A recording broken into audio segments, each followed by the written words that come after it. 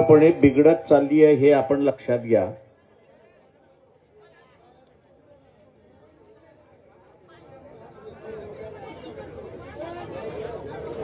आणि आता शासन कोणाला वाचू शकेल अशा असणाऱ्या परिस्थितीमध्ये नाही। ज्या दिवशी घटना घडली त्याच दिवशी या शहरामध्ये एक मोर्चा निघाला।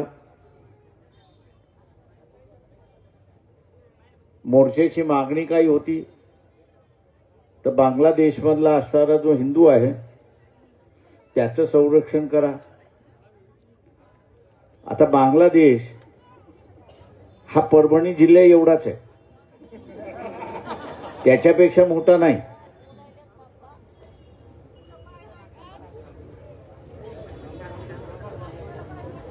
वीज भारत त्याला पुरवतो।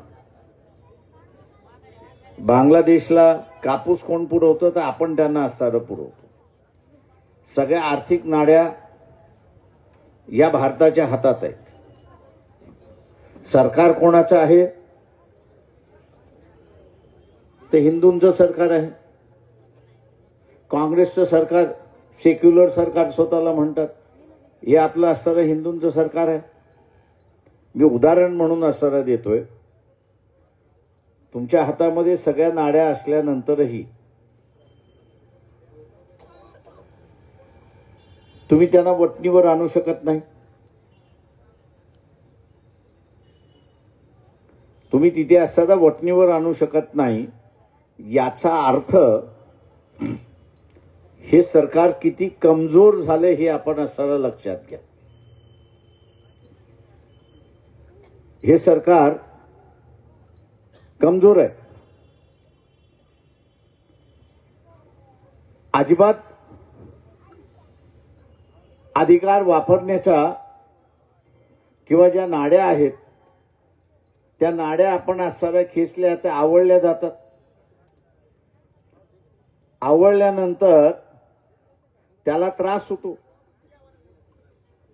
त्रास झाला की तो असताना अरे बाबा नाड्या का आवळल्या म्हणून तो विचारतो। आणि तिथे तुम्हाला सांगता येतं की बा तुम्ही असताना अत्याचार करताय तो थांबवा।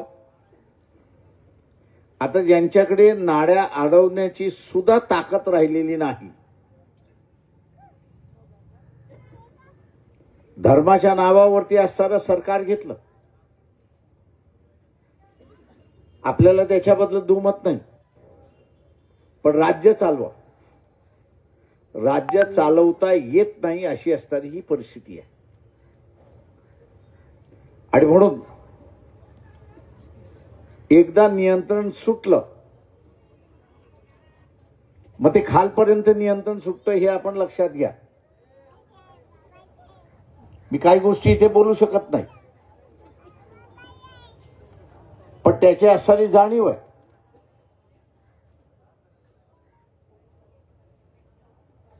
त्याच्यामुळे आता वेळ अशी आलेली आहे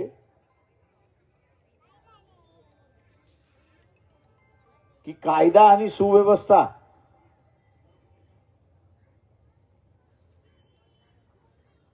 याचं राखण करणं आणि त्याची अंमलबजावणी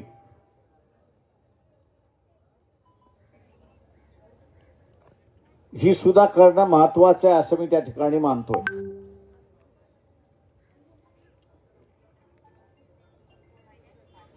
मी असताना मानतोय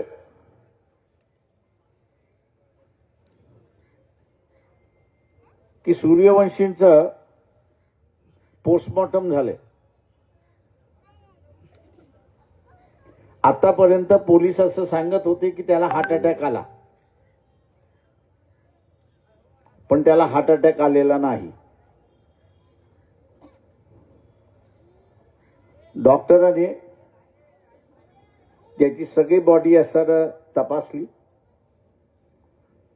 आणि पोलिसांच्या म्हणजे त्याला जी काही मारहाण झाली त्या मारहाणीतून शॉक झाला आणि त्या शॉकमध्ये वारले अशी असणारी परिस्थिती आहे.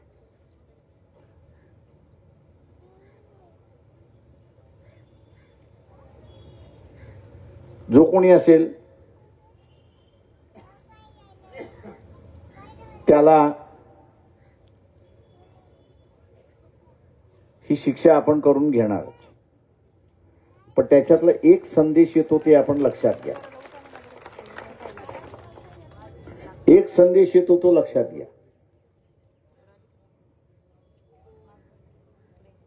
जे काही पेरल्या गेलंय ते आता उगवायला लागले हे आपण लक्षात घ्या. जे पेरलंय ते आता उगवायला लागले. इथं पेरल्या काय गेलं? धर्म पेरल्या गेला आणि द्वेष पेरल्या गेला. धर्म पेरल्या गेलाय आणि द्वेष पेरल्या गेलाय. आता उगवणार द्वेष आणि धर्माचंच पीक.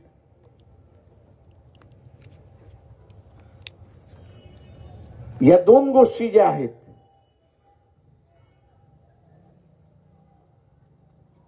या कोणा नाही कोणाच्या तरी डोक्यामध्ये बसणार आहे आणि ज्याच्या कोणाच्या डोक्यामध्ये बसणार आहे तो बेकाबू होणार आहे. इथे काही पोलीस बेकाबू झालेले आपण पाहिलेले आहेत. जाऊ द्या, रडू द्या, काय चिंता नका करू.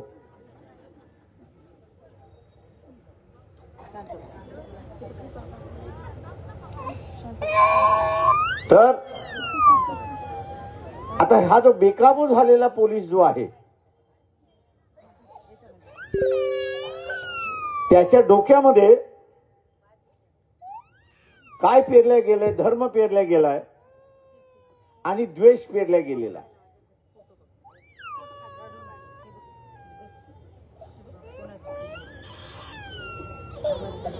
तेव्हा आता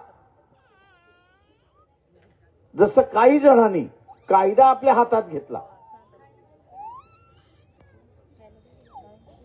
कायदा त्यांनी आपल्या हातात घेतला आणि कायदा हातात घेऊन त्यांनी लोकांना असणारा उलट सुलट बडवायला सुरुवात केली.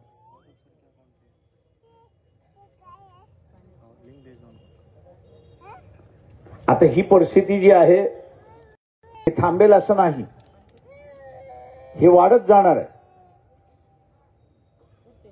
आणि ह्याला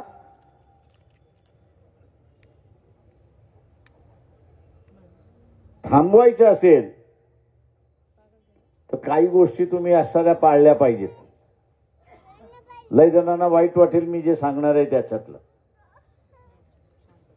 ते म्हणतील दंगलीचा आणि ह्याचा काय संबंध आहे? तुम्हाला दारू पिणं सोडावं लागेल,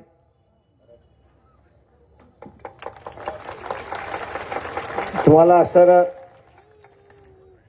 आयडॅक्स खाणं सोडावं लागेल,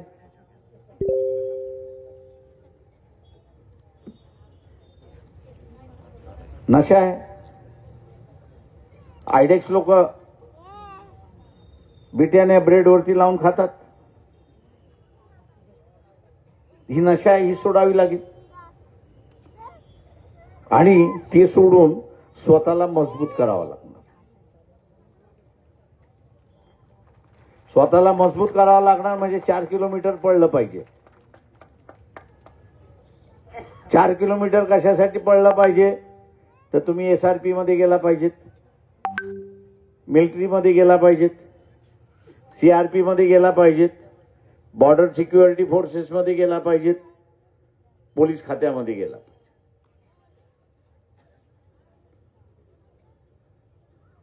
तिथे जाणं म्हणजे आपण असणारं हा जो बेकाबू झालेला जो आहे त्याच्याशी संवाद करते.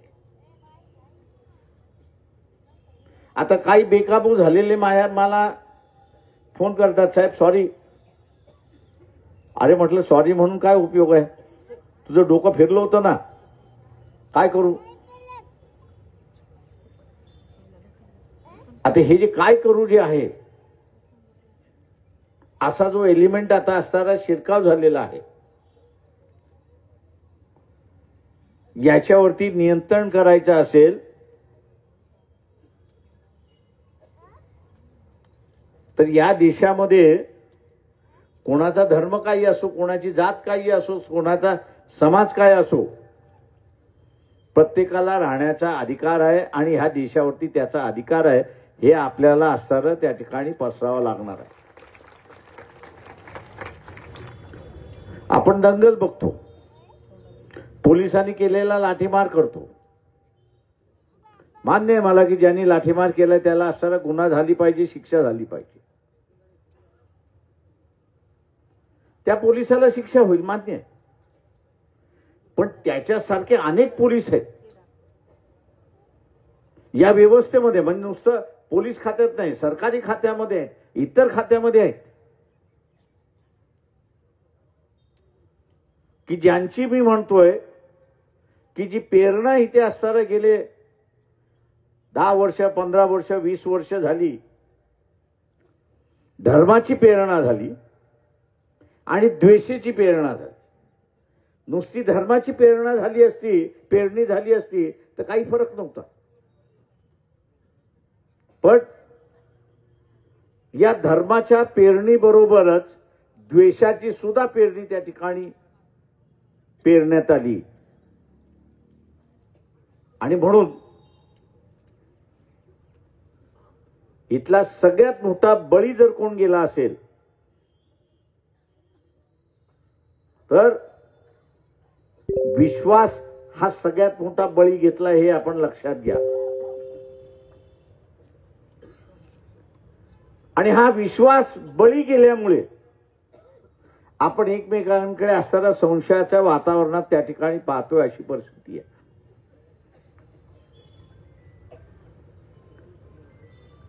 याला मी जसं म्हणालो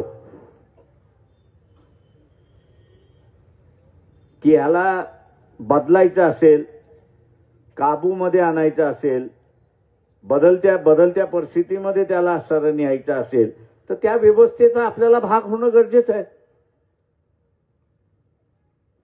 त्या व्यवस्थेचा भाग होणं गरजेचं आहे आणि त्या व्यवस्थेमध्ये आपण जर गेलो तर आपण त्याच्यावरती नियंत्रण करू शकतो, अशी असणारी परिस्थिती आहे. त्याच्याशी डायलॉग करू शकतो, अशी असणारी परिस्थिती आहे. त्याच्या चुकीच्या प्रेरणेमुळे त्याचं जे डोकं खराब झालेलं आहे त्याला आपण असणारा त्या ठिकाणी दुरुस्त करू शकतो. आणि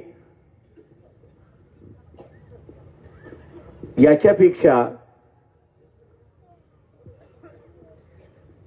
बाळासाहेब जे म्हणाले होते की इथलं असणारं व्यवस्थेवरती नियंत्रण करायचं असेल, व्यवस्थेवरती नियंत्रण करायचं असेल तर स्वतःची झोपडी असली पाहिजे, हे बाबासाहेब म्हणत होते. म्हणजेच स्वतःचा विचार असला पाहिजे, अशी असणारी परिस्थिती आहे. ही झोपडी जोपर्यंत आपण निर्माण करत नाही तोपर्यंत वेगळेपण आपल्याला दाखवता येत नाही.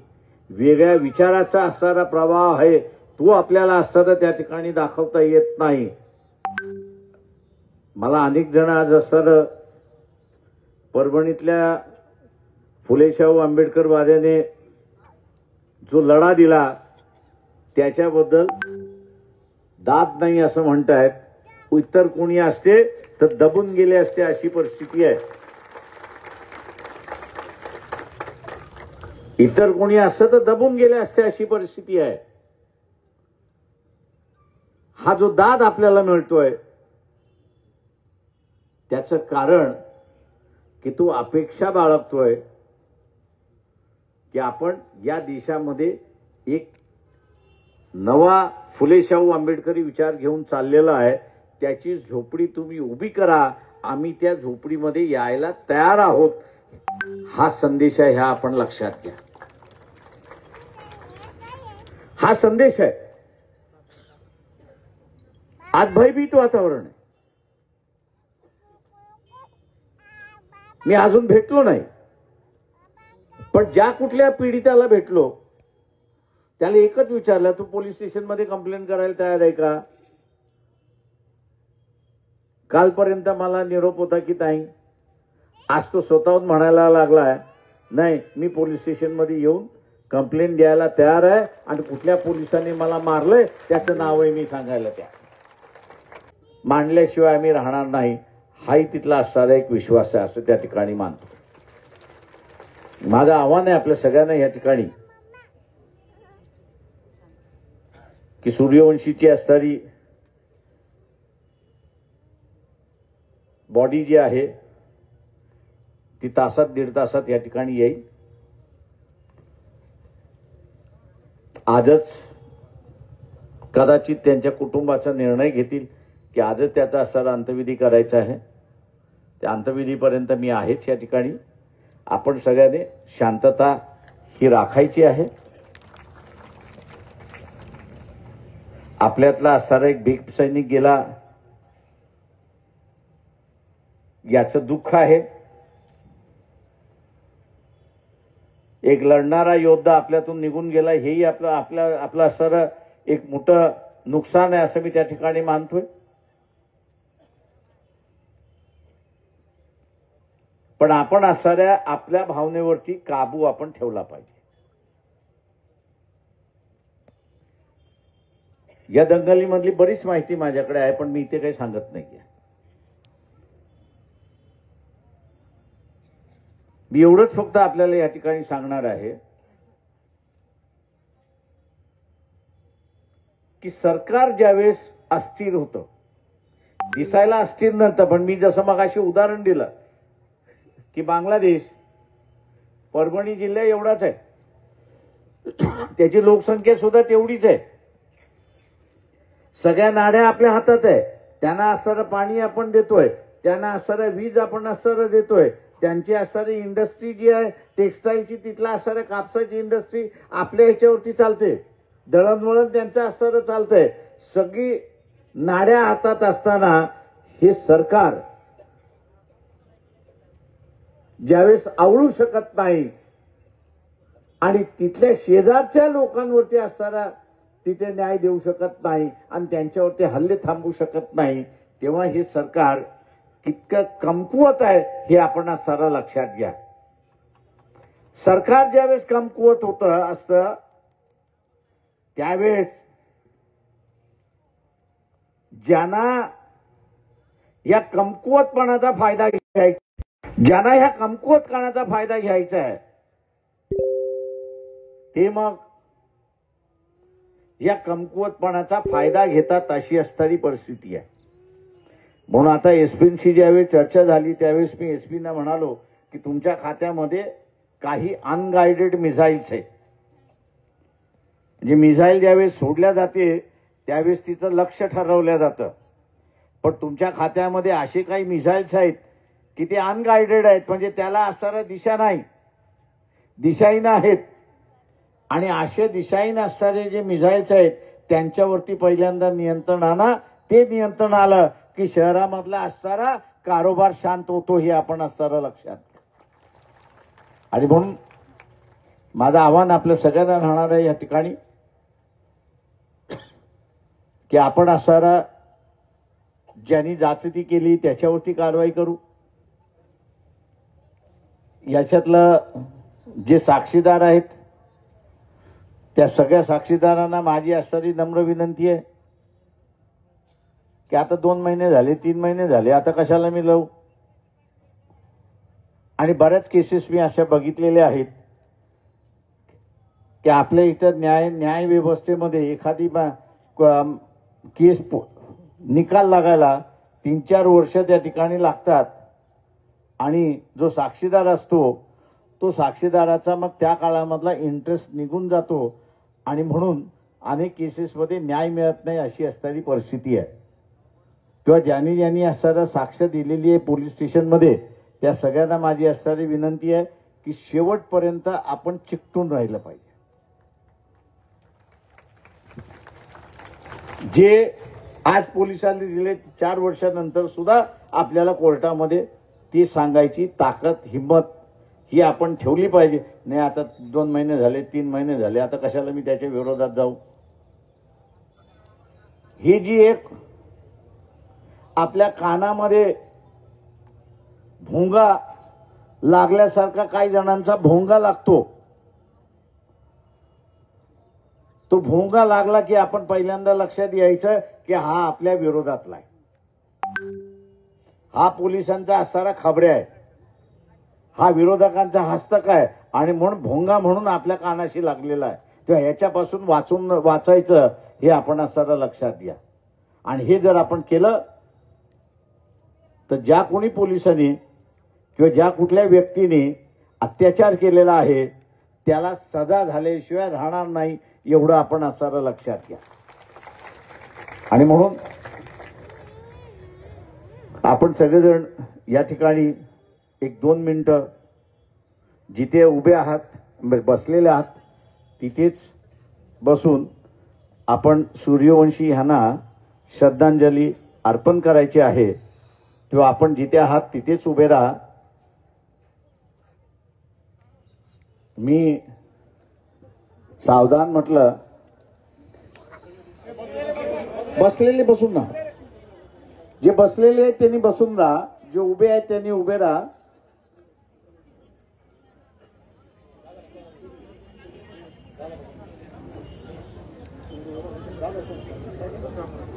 बसून ना.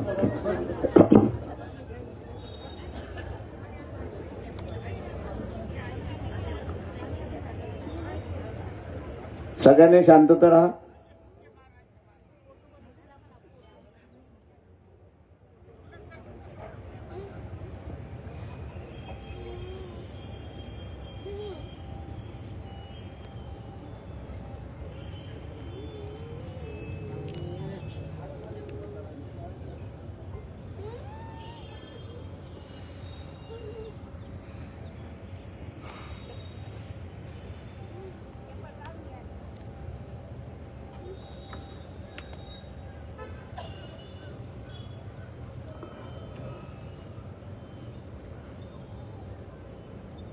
सावधान.